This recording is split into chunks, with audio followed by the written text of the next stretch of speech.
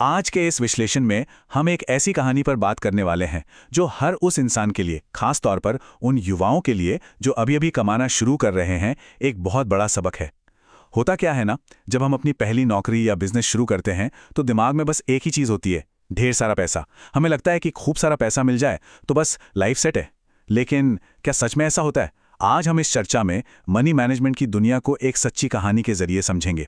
हम देखेंगे कि अचानक से मिली दौलत और सच्ची वित्तीय समझ के बीच असल में कितना बड़ा फर्क होता है। भाग 1 करोड़ का सपना। तो इस कहानी के हीरो हैं मुंबई की एक छोटी सी चौल में रहने वाले राघव। राघव का बचपन से बस एक ही सपना था, बहुत सारा पैसा कमाना।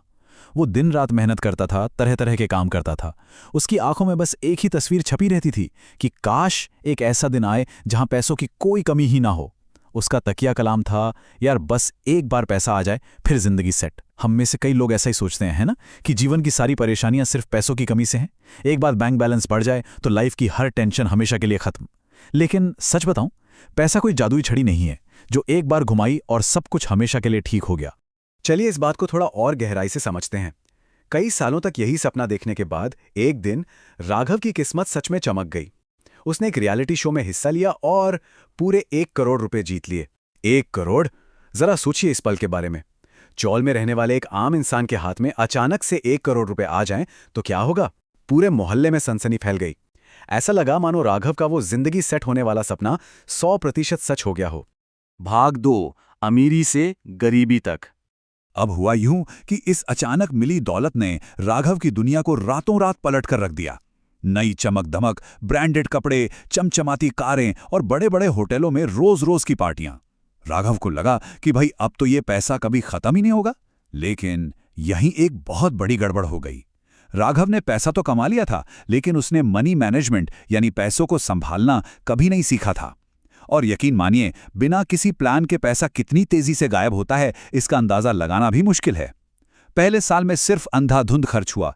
महंगी गाड़ियां आईं, 5 स्टार होटल बुक हुए।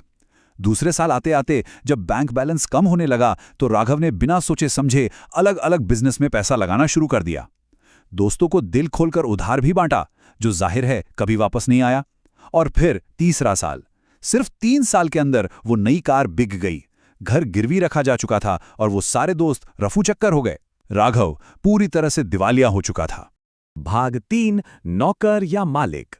अब जरा इस बात पर गौर कीजिए, सिर्फ 3 साल में सब कुछ लुटाकर राघव वापस वहीं आ गिरा जहां से उसने शुरुआत की थी। एक दिन वो पूरी तरह निराश होकर एक पार्क में बैठा था। वहां उसकी मुलाकात एक बुजुर्ग इंसान से हुई। उन्होंने राघव का उतरा हुआ चेहरा देख के पूछा कि भाई तुमने ऐसा क्या गंवा दिया। जब राघव ने रोते हुए बताया कि उसने पूरा 1 करोड़ रुपया डुबा दिया है तो वो बुजुर्ग मुस्कुराए। और पता है, यहीं से ये पूरी कहानी एक दर्दनाक हादसे से निकलकर एक बहुत बड़ी सीख में बदल जाती है। उन बुजुर्ग ने कमाल की बात कही। उन्होंने कहा, समस्या ये थी कि तुमने पैसे को नौकर बनाने की जगह अपना मालिक बना दिया। क्या गहरी बात है ये। इसका सीधा सा मतलब ये है कि जब आपके पास पैसा आता है तो आपको तय करना होता है कि उस पैसे से क्या काम लेना है। लेकिन राघव के केस में उसके महंगे शौक और दिखावे की भूख उस पर हावी हो गई। पैसा राघव से वो सब करवा रहा था जो अंत में उसकी बर्बादी का कारण बना। भाग 4 जल्द अमीर वर्सेस समझदार निवेश। इसके बाद उन बुजुर्ग ने राघव को 2 बिल्कुल अलग तरह की वित्तीय मानसिकता यानी फाइनेंशियल माइंडसेट के बारे में बताया। ये एक ऐसा कॉन्सेप्ट है जो हर उस युवा को समझना ही चाहिए जिसने अभी अभी कमाना शुरू किया है। देखिए, यहाँ 2 बिल्कुल अलग रास्ते हैं।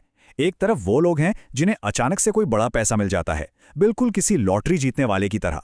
क्या आपको पता है कि एक स्टडी के मुताबिक लगभग 70% लॉटरी विजेता कुछ ही सालों में पूरी तरह से कंगाल हो जाते हैं। जी हां, 70%। ऐसा सिर्फ इसलिए होता है क्योंकि उन्हें पैसों को संभालने की समझ ही नहीं होती। वो फालतू खर्चों में अपना सब कुछ गवा बैठते हैं और अंत में भारी कर्ज में डूब जाते हैं। वहीं दूसरी तरफ आते हैं समझदार निवेशक। हो सकता है इनकी कमाई बहुत ज्यादा ना हो, लेकिन ये बचत और स्मार्ट निवेश के जरिए अपने लिए एक बेहद मजबूत और सुरक्षित जीवन बना लेते हैं। तो ये बात बिल्कुल साफ हो जाती है कि हम कितना कमाते हैं ये उतना मायने नहीं रखता, बल्कि हम उसमें से कितना बचा पाते हैं। असली खेल तो उसी का है। भाग 5 पैसे संभालने के 3 कदम। इस कड़वे सच का सामना करने के बाद राघव ने ठान लिया कि वो अपनी जिंदगी को फिर से पटरी पर लाएगा। उसने एक ऐसा तरीका अपनाया जो हम सभी के लिए, खास तौर पर जो लोग हर महीने अपना बजट बनाते हैं, उनके लिए एक बहुत ही शानदार फ्रेमवर्क है। बुजुर्ग की बातों ने उसे एक नई दिशा दी। उसने फिर से शून्य से शुरुआत की, लेकिन इस बार उसके काम करने का तरीका पूरी तरह से बदल चुका था।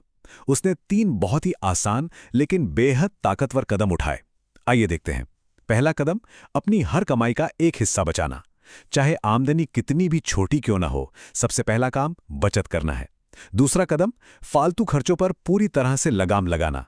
सिर्फ दिखावे के लिए या बेवजह की चीजों पर पैसा फूकना बिल्कुल बंद। और तीसरा, सबसे जरूरी कदम, निवेश करना सीखना।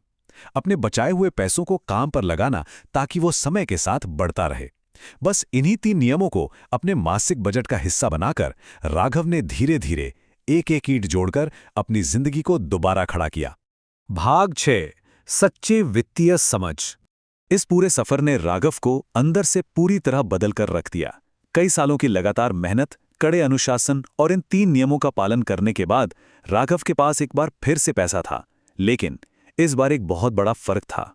इस बार ये पैसा किसी रियलिटी शो या किस्मत से नहीं आया था, बल्कि उसकी अपनी समझ और ठोस प्लानिंग का नतीजा था। सबसे बड़ी बात, इस बार उसके पास सिर्फ पैसा ही नहीं था, बल्कि उससे भी बड़ी एक संपत्ति थी, और वो थी उसकी वित्तीय समझ, उसका फाइनेंशियल विजडम। इस पूरी कहानी का निचोड़ बस इसी एक लाइन में है। धन कमाना किस्मत हो सकती है, लेकिन धन बचाना और उसे बढ़ाना समझदारी है। सिर्फ एक बड़ी सैलरी के पीछे भागना काफी नहीं है। असली चुनौती इस बात की है कि उस पैसे को कैसे सुरक्षित रखा जाए और कैसे उसे सही दिशा में बढ़ाया जाए। जब तक दौलत को सहेजने की वो समझदारी नहीं होगी ना, तब तक कितनी भी बड़ी कमाई क्यों ना हो, वो मुट्ठी में बंद रेत की तरह फिसल ही जाएगी। तो आज के इस विश्लेषण का पूरा सार इसी एक वाक्य में छिपा है। बिना मनी मैनेजमेंट के बड़ा पैसा भी ज्यादा दिन नहीं टिकता। ये हम सभी के लिए एक बहुत बड़ी चेतावनी भी है और एक रास्ता भी।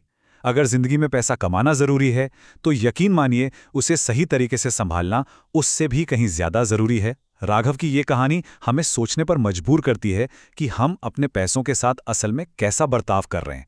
क्या हम अपने पैसों के मालिक हैं, या फिर जाने अनजाने में हम ही उसके गुलाम बन चुके हैं? इस सवाल पर आज जरूर विचार कीजिएगा।